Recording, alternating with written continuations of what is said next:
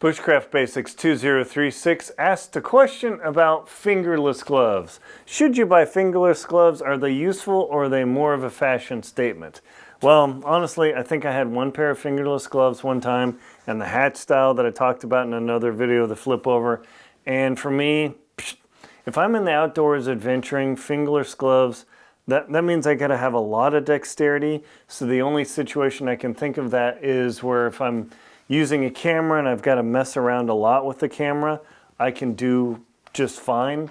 But what I found is if I use a heavier glove over my liner gloves, and then I need to mess around with something, I can take off this glove and keep my liner gloves on, put this glove in my pocket or something, jam it down in a non-dangerous situation, if you will.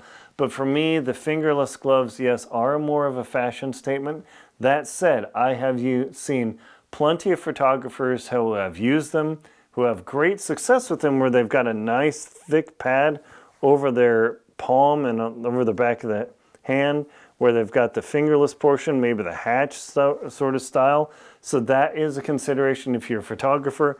You need fine dexterity, where your fingers are only going to be exposed for a very short time, and you're not on a risky place like the top of Everest or Denali or, you know, K2 or something crazy. Otherwise, for me, fingerless gloves, just get some thinner liner gloves and they look just as fashionable. They will keep your hand overall warm. And then by using a liner glove in a secondary lighter glove like this, now you have a double glove, which is way warmer. It's not as warm as a glove like a Revolution like this, and certainly not a mitten, but this makes this a much more powerful combination than going with the fingerless, freezing your fingers and then having to warm up. That works great for home, in the city, and maybe some very, very special use cases. So me personally, fingerless gloves, but I've seen people have great success with them. So like all things on my channel, this is only based on my personal experience of what I've done.